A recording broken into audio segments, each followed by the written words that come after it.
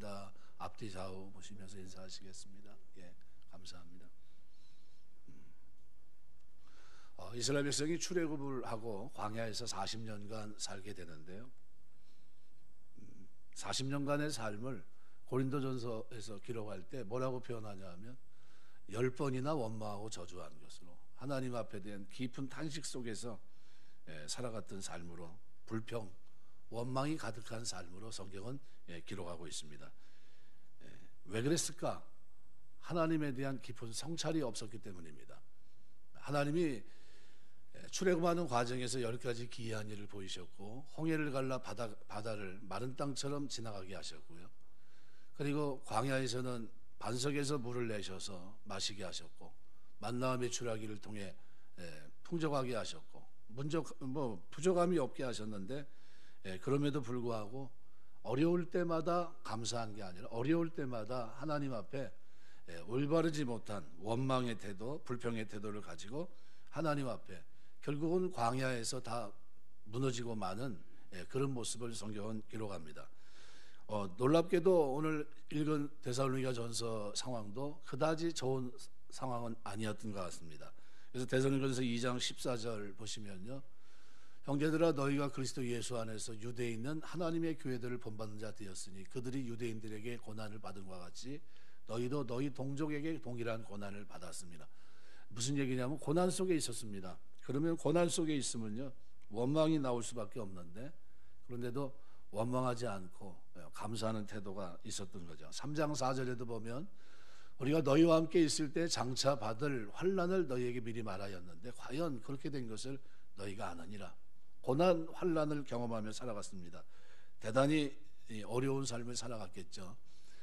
우리가 살아가면서 하나님 은혜에 대한 감사가 굉장히 필요합니다. 왜냐하면 이걸 잃어버리게 되면요 결국은 다 잃어버리는 것과 똑같습니다. 하나님의 은혜에 대한 감사가 내 마음속에 있으면요 내 마음이 바뀌고요 그 다음에 삶이 바뀌면요 환경도 변합니다. 근데 이 감사의 태도가 왜 이렇게 중요하냐면요 결국은 하나님의 복을 받는데 이 감사가 너무나 중요한 역할을 하기 때문에 그렇습니다. 왜 하나님 앞에 감사하는 것이 성도에게 마땅하냐 이렇게 질문한다면 그 첫 번째 이유는 우리는 피조물이고 하나님은 창조주 하나님이시기 때문입니다. 피조물이 창조주에게 감사하지 않는 것은 사실은 본분을 망각한 행위입니다. 하나님을 창조주로 알면서도 그에게 감사하지 않는 것은 하나님 앞에 버림받은 모습입니다. 그래서 로마서 1장 18절 21절 말씀해 보시면요 이렇게 표현합니다. 하나님의 진노가 불의로 진리를 막는 사람들의 모든 경건치 않음과 불의에 대하여 하늘로부터 나타나나니 하나님을 알되 하나님을 영화롭게도 아니하고 감사치도 아니하고 오히려 그 생각이 허망해지고 미련한 마음이 어두워졌다. 결국 유기됩니다. 하나님이 저들을 버리셨어요. 버린 사람들의 마음속에 뭐가 있냐면요 하나님 알되 하나님을 영화롭게도 하지 않고 감사치도 아니않는다. 결국 감사하는 마음이 없다는 거예요. 내버려 두신 겁니다. 그러면 감사하는 마음은 누구에게 있습니까? 하나님 은혜에 감사하다. 이것은 구원받은 사람들의 마음속에 있습니다. 그래서 하나님 은혜에 감사하면요 범사에 감사합니다. 범사에 모든 상황에 하나님의 은혜로 나를 이끌고 계시다 하는 것을 알기 때문입니다. 왜 우리가 또 감사하는 게 마땅하냐? 하나님 주시는 일반 은총으로 우리가 이 땅을 살아가고 있습니다. 마태복음 5장 45절에 보시면요 이같이 한즉 하늘에 계신 너희 아버지의 아들이 될 이는 하나님이 그 해를 악인과 선인에게 비주시며 비를 의로운 자와 불의한 자에게 내려주심이라. 하나님은 악인과 선인에게 동일하게 햇빛과 비를 주십니다. 삶의 모든 조건이 하나님으로부터 말미암고 하나님이 주시는 데 있습니다. 이것을 안다면 감사하지 않을 수가 없습니다. 그래서 신명기 8장에 보시면 17절 18절에 이렇게 표현해요. 그러나 내가 마음에 이르기를 내 능력과 내 손의 힘으로 내가 이 재물을 얻었다 말할 것이라. 내 하나님 여호와를 기억하라. 그가 내게 재물 얻을 능력을 주셨습니다. 이같이 하시면 내 조상들에게 맹세하신 언약을 오늘과 같이 이루려 하심이라. 이렇게 표현합니다. 결국 삶의 모든 조건이 하나님으로부터 시작되고 그 하나님으로 말미암아 모든 것이 나에게 이루어지고 있다는 것을 생각하면 감사할 수밖에 없는 겁니다. 그래서 하나님이 주시는 이것을 아는 사람들은 당연히 감사할 수밖에 없고요. 세 번째는 하나님의 무조건적인 은혜로 인해서 구원받아 소망 가운데 살아가는 존재가 됐기 때문에 우리는 감사하는 것이 마땅합니다. 죄인을 용서하시는 하나님의 은혜가 아니었다면 성도는 죄와 사망의 세계에서 영원히 해방받을 수 없었을 겁니다. 이 은혜에 대한 감사가 누구에게 있었냐면요, 사도 바울에게 있었습니다. 디모데전서 1장에 보시면 바울이 디모데에게 보낸 편지에 보면요, 12절에서 17절까지 보면 세 가지 감사 조건이 그 속에 나와 있습니다. 첫 번째는 뭐에 대한 감사냐면 능하게 하신 감사예요. 그래서 한번 성경을 한번 볼까요? 디모데전서 1장 신약 성경 336, 7쪽 보시면 되겠습니다. 디모데전서 1장 12절에서부터 보시겠습니다. 12절에서부터 17절.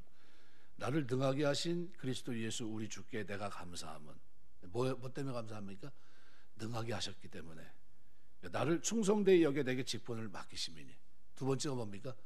충성되이 여겨 직분을 맡기심에 대한 감사. 그리고 자기의 삶을 얘기합니다. 내가 전에는 비방자요 박해자요 폭행자였으나 도리어 긍휼을 입은 것은 내가 믿지 아니할 때 알지 못하고 행하였습니다. 난 그때는 죄인이었다는 겁니다. 하나님의 뭐예요? 긍휼을 입은 것은 모르고 행했기 때문이다. 근데 나중에 16절에 보면 그러나 내가 긍휼을 입은 까닭은 예수 그리스도께서 내게 먼저 일체 오래 참으심을 보이사 후에 주를 믿어 영생 얻는 자들에게 본이 되게 하려 하심이라, 이렇게 표현합니다. 뭐가 감사합니까? 이제는 본이 되게 하신 것에 대한 감사예요. 이게 세 가지 감사합니다. 그죠? 신앙생활하면서 능하게 하신 그리스도 예수 주께 감사하고, 나에게 직분, 충성되이 여겨 직분 주신 거 감사하고, 이제는 긍휼을 입고 이제 하나님 앞에서 성물이 많은 성도들 앞에서 어떻게 해요? 본이 되게 하시니 감사합니다. 이걸 감사하고 있어요. 뭐에 대한 감사합니까? 한마디로 딱 표현하면 은혜에 대한 감사예요. 가만뒀으면 죄 가운데 영원히 죽을 수밖에 없었는데 이게 아니라 이제는 어떻게 됐습니까?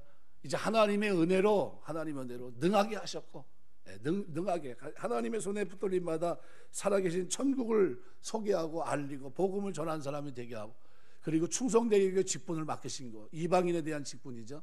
그리고 어떻게 이제는 그리스도를 사랑하고 성도를 사랑하는 본이 되게 하는 그 삶에 감사하는 겁니다. 뭐 은혜에 대한 감사죠. 은혜에 대한 감사는 너무나 중요합니다. 그래서 감사는요, 성도에게 있어서 우리의 삶만 바꾸는 내용이 아닙니다. 우리의 마음이 바뀌면 삶이 바뀌고요, 그럼 환경도 바뀝니다. 그러니까 감사는 너무 중요해요. 그래서 성 어거스틴은요 이렇게 얘기했습니다. 고린도서 13장 13절에 그런즉 믿음, 소망, 사랑 이 세 가지는 항상 있을 것인데 하였으나 한 가지 더 필요한 것이 있는데 그것은 감사다, 이렇게 얘기했어요. 어거스틴이 성자라고 하는 말을 들었던 그가 하나님 앞에 어떤 삶을 살아갔습니까? 그 중심에 은혜에 대한 감사로 살았다는 거예요. 은혜에 대한 감사. 여러분, 우리가 은혜에 대한 감사를 놓치지 말아야 됩니다. 간혹 이제 얘기하다 보면 여름이 되면 그런 얘기를 합니다. 왜 이렇게 더워? 여름이니까 이렇게 얘기합니다. 논리적으로 맞는 말이 아닙니다. 틀린 말이에요. 더운 날이 계속되니까 편의상 그것을 여름이라 부르는 거지, 여름이니까 더운 게 아닙니다. 그러니까 더우니까 그것을 여름이라 합니다. 우리가 감사를 잃어버린 그런 시대에 살고 있는데, 감사 생활에 대해서 가만히 생각해 보십시오. 잘 될 때, 즐거운 일이 많을 때, 또는 형통할 때, 그때 감사드리는 건요, 누구나 다 할 수 있습니다. 특히 은혜 받은 사람들은 너나 다 할 수 있는 겁니다. 자연인들, 예수 믿지 않는 사람들도 은혜에 대한 어떻게 해요? 감사의 태도가 있습니다. 동물은 어떨까요?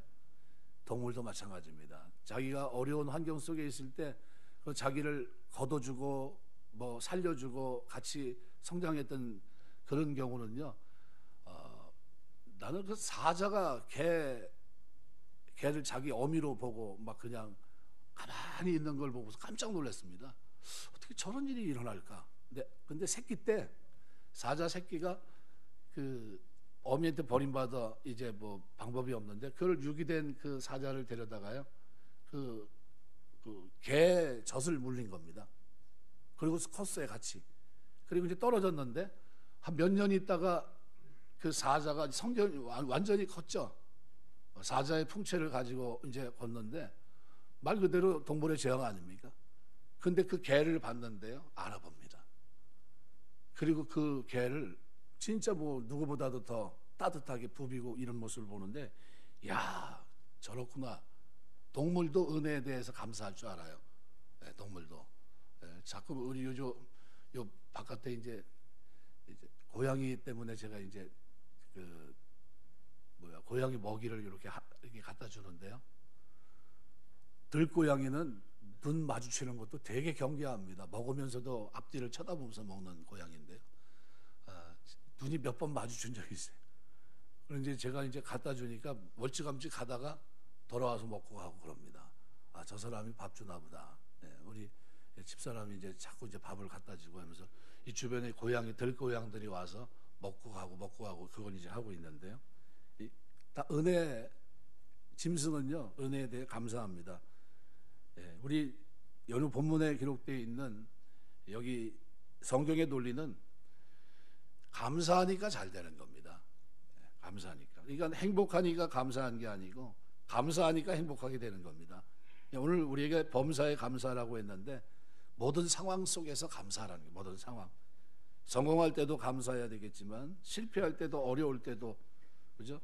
기쁨이 나타나지 않는 그런 환경을 경험할 때도 감사하는 겁니다. 눈물 흘릴 때도 감사하는 걸 얘기합니다.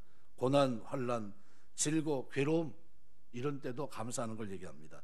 요한복음 6장 11절에 보시면요, 오병이의 사건이 기록이 되어 있는데요, 예수님의 감사하는 이 기도의 장면이 나옵니다. 그런데 이 시점에서 광야에서 먹을 것이 없는 장소입니다. 예수님 제자들이 예수님이 그렇게 얘기합니다. 너희가 좀 먹을 거 좀 줘라. 그랬더니 예수님 무슨 소리 하는 겁니까? 여긴 광야하고 빈들입니다. 먹을 것을 구할 수 없고요. 이 사람들 다 먹이려면 한 200데나리온이 있어야 됩니다. 근데 그것이 있다 할지라도 불가능합니다. 지금 때가 너무 늦었고요. 구할 수 없습니다. 근데 인간적으로 생각해 보면 모든 것이 결핍되어 있는 상황입니다. 모자르고, 그죠? 불평할 만하고 원망할 만하고. 근데 예수님께서는 제자들에게 그 말씀하셨고, 결국 보리떡 5개, 물고기 2마리, 한 아이의 소량의 점심 식사를 가지고 옵니다. 이게 어떻게 될지 잘 모르겠지만 하시면서 어떻게 갖고 옵니다. 근데 그걸 가지고 뭐 하십니까? 11절에 보면 축사하셔서 축사. 감사기도 드렸다는 감사기도. 감사의 이 시점을 여러분이 관심 있게 보셔야 됩니다. 오병이어로 5,000명 먹이고 그다음에 12광줄이 거둔 기적을 일으킨 후에 하나님께 기도하면서 감사를 주시니 이렇게 풍족하게 먹게 하셨으니까 감사합니다. 기도드린 게 아닙니다. 아무것도 없을 때, 어려울 때, 모자랄 때, 불평하고 있을 때, 그때 감사기도 드렸던 겁니다. 원망의 상황에서 기도를 드렸습니다. 그때 하나님은 기적을 주셨어요. 우리 상황에서도 여러분이 감사의 기도를 드릴 수 있는 여러분 되시길 주의 이름으로 축원합니다. 여러분, 우리가 드리는 기도는요, 다윗은 나는 기도다 얘기를 했거든요. 나는 어떤 상황에서 난 기도하는 사람이다 라는 표현인데, 그런데 우리는 거기다 한 가지를 더 더해야 됩니다. 나는 어떤 상황에서도 감사기도 드리는 사람이다, 이렇게 생각하셔야 됩니다. 요한복음 11장에 보면 죽은 나사로를 살리신 예수님의 모습이 기록이 되어 있는데요, 근데 예수님은 베다니 집에 자주 들르셨던 곳입니다. 쉬기도 하셨고 음식을 나누기도 하셨고 말씀을 가르치기도 하셨고, 그런데 어느 날 소식이 들려와요. 나사로가 힘드니까 빨리 좀 와서 좀 보란 거죠. 그런데 차일피일 하다가 이미 세월이 지나갔어요. 와봤더니 장례를 진행되고요, 이미 무덤에 들어간 상태입니다. 그러니까 마르다 마리아가 생각할 때, 예수님 좀 일찍 오시지 그랬습니까? 우리가 분명히 기별을 넣었는데 오셨으면 이렇게 죽지 않았을지 모릅니다. 근데 지금 뭐 방법이 어찌 않습니까? 그런 상황이죠. 원망이 가득해요. 빨리 오셨으면 이런 일이 일어나지 않았을 텐데. 근데 그때 예수님께서 돌을 물리게 하시고 기도하시는 장면이 나옵니다. 41절에 보면 이렇게 표현합니다. 예수께서 눈을 들어 우러러 보시고 가라사대 아버지여 내 말을 들으신 것을 감사하나이다. 그때 무슨 기도 드리고 있습니까? 나사로가 나왔기 때문에 살았기 때문에 감사 기도를 드린 게 아니라 먼저 감사 기도를 드리고 있습니다. 감사의 시점입니다. 낙담, 절망, 한숨, 원망 섞인 말들이 나올 수밖에 없는 그런 상황인데, 근데 예수님은 그 상황 속에서 감사의 말을 합니다. 감사가 기적을 일으킨 거예요. 여러분, 예수님은 자신의 삶을 통해 우리가 언제 하나님께 감사해야 되는지를 가르쳐 주신 겁니다. 절망할 때, 한숨이 나올 때, 눈물이 나올 그때, 여러분 그때 감사 기도할 수 있는 여러분 되시길 주의 이름으로 축원합니다. 열심히 일을 했어요. 잠도 제대로 자지 못했습니다. 먹을 것도 제대로 못 먹고 일을 했습니다. 그런데 그 사업이 많이 망했어요. 여러분 어떻게 하시겠습니까? 원망 속에서 좌절하고, 그죠? 원망하고 그러고 있으면 되겠습니까? 그때 어떻게 해요? 그 시점에서 하나님 앞에 감사하며 기도해야 돼요. 성경은 우리에게 그 상황에서 감사하라고, 감사 기도하라고 얘기합니다. 절망할 때, 한숨이 나올 그때가 그 기도를 드릴 시점입니다. 왜 그래야 되냐 하면요, 감사는 기적을 일으키기 때문입니다. 마크 피터 한센이라는 사람, 지금은 강연자고 저술가로 알려집니다. 101가지 이야기, 마음을 열어주는 101가지 이야기, 책을 그가 이제 써냈는데요. 4천만 부 팔립니다. 우리가 말하는 대로 메가셀러죠. 우리나라에서 한 100만 부 팔리는 책이 있으면 베스트셀러입니다. 4천만 부는요, 상상할 수도 없는 거죠. 이 사람이 원래는 플라스틱 제품으로 도움을 짓는 사업을 했다가 크게 성공했는데 오일 쇼크로 그만두다가 나서 망합니다. 어느 정도 망했냐면요, 겨울에 뉴욕에서 유리창이 깨진 차를 운전하고 다녔고요, 기름 넣을 돈이 없어서 괴로움을 당하겠고, 먹고 살 일이 막막해서 화장실 청소원이 됐던 사람입니다. 너무 이 환경이 싫으니까 현실 기피증, 우울증, 공황장애, 이런 병들이 그를 덮었고요. 그런 가운데 그가 다시 일어서게 되는데 믿음으로 그가 일어서게 됩니다. 더 큰 사업체를 일구게 되었고 유명한 강연자가 되고 저술가가 되는데요. 자기가 글을 쓸 수 있었던 능력이 있다는 것, 강연할 수 있는 능력이 있다는 것을 그 어려움 속에서 믿음 안에서 기도하다가 발견합니다. 그리고 실패를 통해 자신의 능력을 발견하면서 그 실패가 오히려 그 인생을 또 축복으로 바꾸는 전환점이 됩니다. 그가 쓴 책이 101가지 이야기입니다. 이 책을 통해서 그가 인생이 바뀝니다. 하나님 앞에서 고난의 문제는 축복으로 가는 징검다리입니다. 근데 뭐가 바뀌어야 되냐면요, 내 마음이 바뀌어야 돼요. 감사의 태도, 마음밭이 잘 읽어져 있어야 됩니다. 로빈슨이라고 하는 트레일러 운전사가 교통사고를 당해서 시력을 잃어버렸는데요, 그럼 원망할 겁니다. 그런데 이 사람이 자기 집 잔디밭에 앉아서 매일 40일 동안 한 게 있습니다. 뭐를 했냐면요, 감사 기도를 올렸습니다.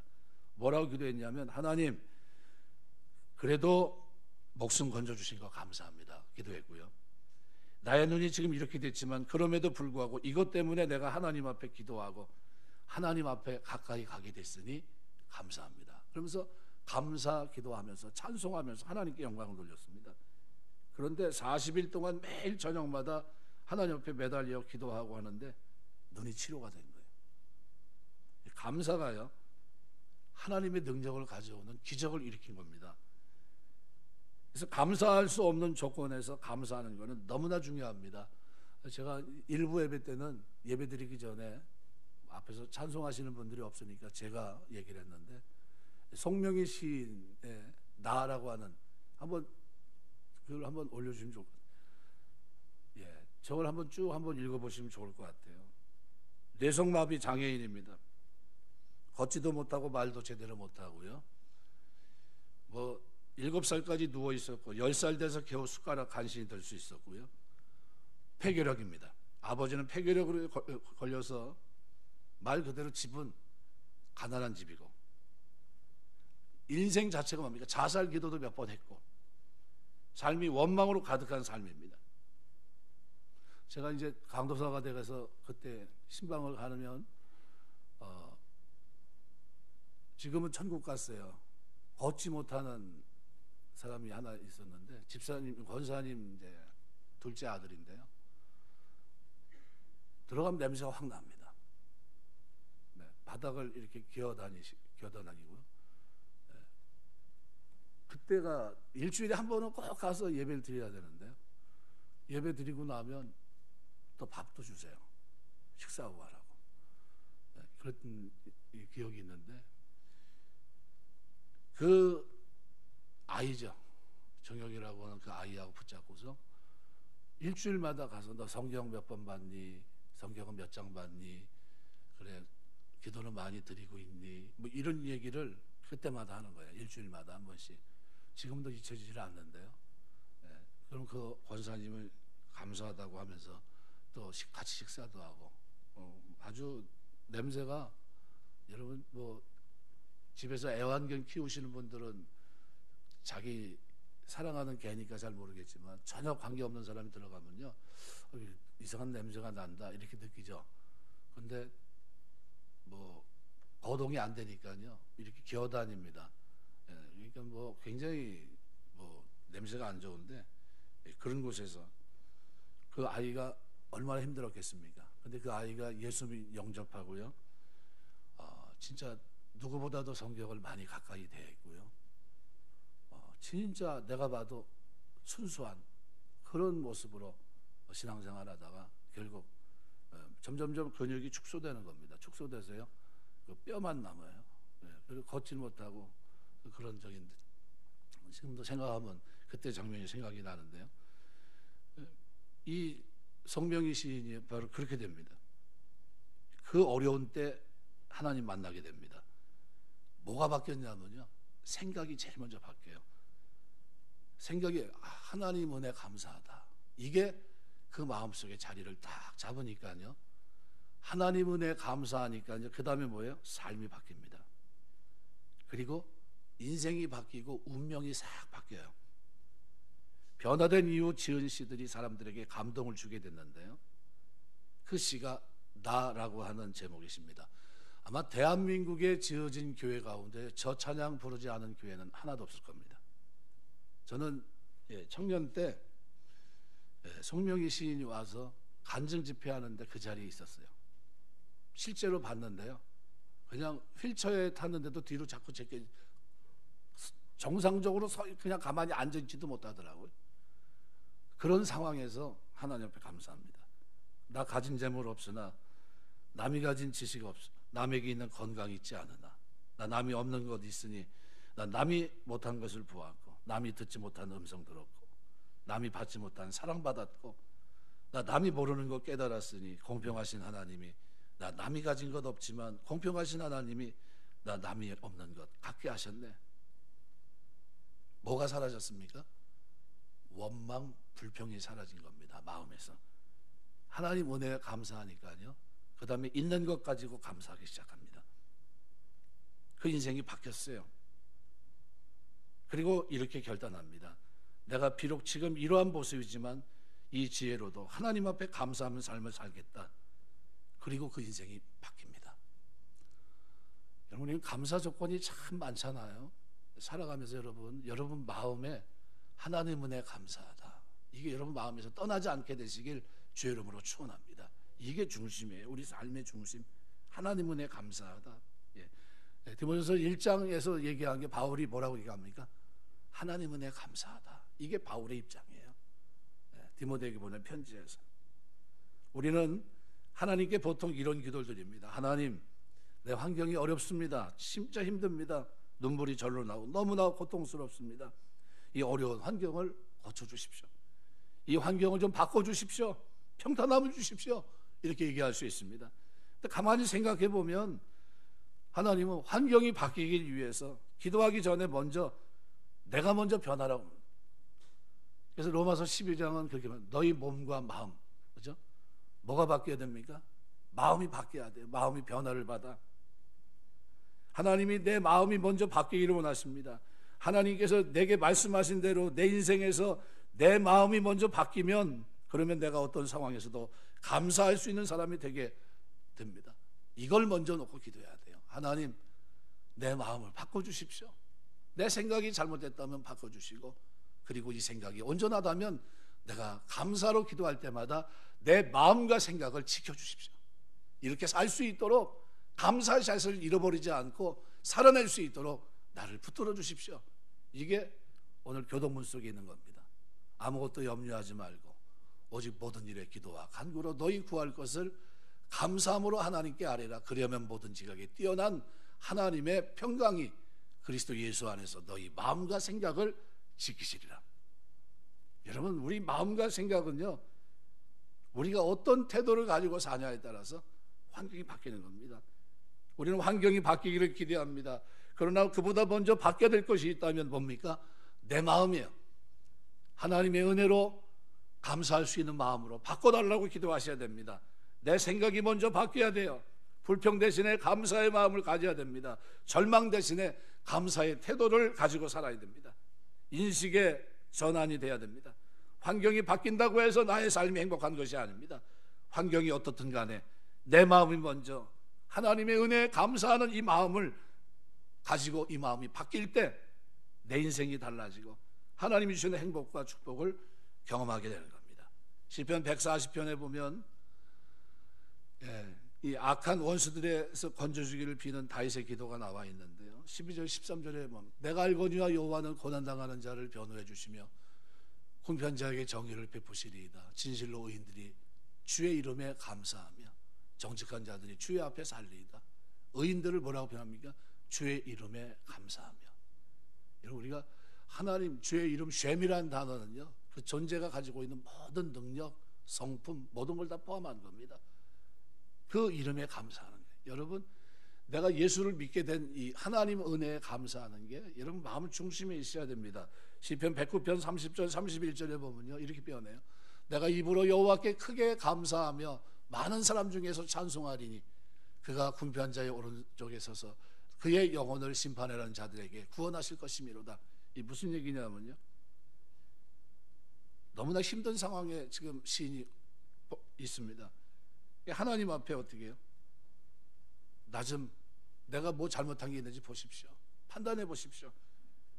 그리고 하나님 나를 좀 건져주십시오. 이런 얘기입니다. 눈물, 한숨, 탄식 속에 있었습니다. 그런데 그 하나님 앞에 감사하는데 감사하는 이유가 뭐냐면요, 나를 어떻게 해요? 구원하실 것입니다. 구원했다는 소리입니까? 앞으로 한다는 얘기예요? 앞으로 할 거라는 거예요. 그 하나님 앞에 내가 감사한 것은 하나님이 나를 이렇게 하실 것이다 라는 믿음, 선행적으로 하나님 앞에 감사하고 기도하고 찬양하고 있는 모습이 다윗의 모습입니다. 하나님, 내가 크게 감사합니다. 내가 입으로 여호와께 크게 감사하며 무리 중에 찬송하고 있습니다. 왜냐하면 어떻게 해요? 하나님이 궁핍한 자의 오른편에 우편에 서서 영혼을 판단하는 자에게서 구원하실 것이다. 잘못된 판단으로 나를 죽이려고 하는 그들 앞에서도 하나님이 나를 반드시 어떻게 해요? 건지실 것이다. 그래서 그 하나님을 크게 찬송합니다. 어떤 마음이 있습니까? 시인의 마음속에 은혜에 대한 감사, 은혜에 대한 감사가 확신 속에 있습니다. 반드시 나를 일으켜 줄 거다라는 거예요. 저는 구약의 다니엘의 감사, 이걸 잊어버릴 수가 없습니다. 다리오 왕 때 다니엘이 시기를 받고요, 다니엘을 끌어내리려고 묘한이 이제 나옵니다. 왕에게 가서 왕을 속여서 이 세상의 위대한 분은 오직 왕밖에 없는데 다른 어떤 존재나 신 앞에 절하거나 기도하는 사람에게는 사자굴에 집어넣는 법령을 만듭니다. 다니엘을 초점으로 맞춘 거죠. 왕은 신하들의 계략에 어인을 찍어줍니다. 가만히 생각해보니까 다니엘이 사신 하나님 여호와를 섬기는 다니엘인데, 그가 만일 하나님 앞에 기도하게 되면 사자의 밥이 되는 법령을 나도 모르게 찍고 만 겁니다. 그때 다니엘 6장 10절에 이렇게 기록합니다. 다니엘이 이 조소의 어인이 찍힌 것을 알고서요, 모르고서요? 알고도, 이렇게 표현합니다. 알고도. 모르고 그렇게 한 게 아니에요. 알았다는 거예요. 몰랐던 게 아닙니다. 알고도 집에 돌아가서 그 방에 예루살렘을 향해 열린 창에서 전에 행하던 대로 하루에 3번씩 무릎을 꿇고 기도하며 그 하나님께 뭐 했다고요? 감사하였다. 그러니까 하나님의 은혜에 대한 감사예요. 하나님 은혜 감사합니다. 내가 어디요? 살아온 모든 삶의 현재까지의 모든 삶, 앞으로도 살아갈 삶에 대한 감사가 다니엘에게 있었습니다. 여러분, 우리 입장이 되면, 그 입장이 된다면 여러분 어떻게 얘기하시겠습니까? 불평이 나오지 않겠습니까? 내가 하나님께 늘 기도하는데 하루에 3번씩이나 기도하고 내가 어려서부터 거룩하게 살아오고 경건하게 살아왔는데 왜 이런 환난이 일어나야 됩니까? 내가 지금까지 하루도 빠짐없이 하나님 앞에 기도했는데 이런 일이 일어나지 말아야 되는 거 아닙니까? 하면서 항변할 수도 있습니다. 그런데 다니엘은 그러지 않았어요. 하나님 은혜 감사합니다 하면서 기도합니다. 다니엘의 만일 승리를 얘기한다면 뭡니까? 감사 기도예요. 역사 속에서 맹수 사자를 베개 삼아 전혀 관계없는 굶은 사자를 베개 삼아 잠을 잔 사람은 다니엘이 처음일 겁니다. 그 후에도 없을 겁니다. 전무후무할 겁니다. 왜요? 다니엘을 모함했던 그들이 나중에 사자굴에 던져지는데 어떻게 된다고 했어요? 땅에 떨어지기도 전에 어떻게 해요? 찍혔다고 그랬어요. 근데 그 맹수와 하룻밤을 지새는데 어떻게 해요? 사시는 하나님이 감사 기도한 다니엘과 함께 하시며 그를 지키십니다. 좋은 일이 있을 때 감사 못하는 사람이 어디 있겠습니까? 좋은 일이 있으면 감사합니다. 좋은 일이 생겼는데 감사할 줄 모른다면 동물과 다를 바 없을 겁니다. 믿지 않은 사람들은 좋은 일이 생기면 그래도 어떻게 해요? 감사해요. 우리 믿지 않는 사람과 그럼 다를 게 뭐가 있습니까? 우리 믿음의 사람들은요, 뭐가 다르냐면요, 믿음의 사람들은 모든 환경에서 감사하는 사람입니다. 모든 사람.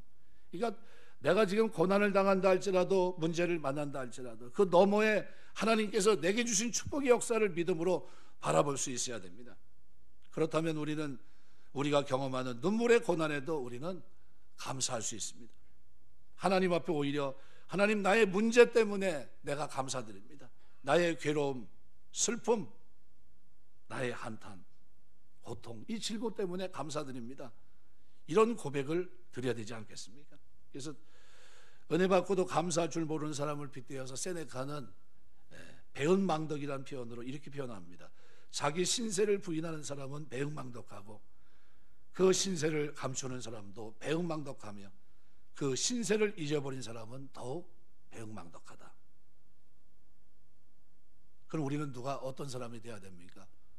오늘 본문은 하나님 은혜에 감사하는 사람이 되라고 말합니다. 환난의 자리에서도 감사히 쓰는 사람 그다지 많지 않습니다. 시편 6편 5절에 보면 그렇게 표현해요. 사망 중에서는 주를 기억하는 일이 없사오니 서울에서 주께 감사할 자 누구리까? 아무도 없다는 거예요. 죽음 앞에.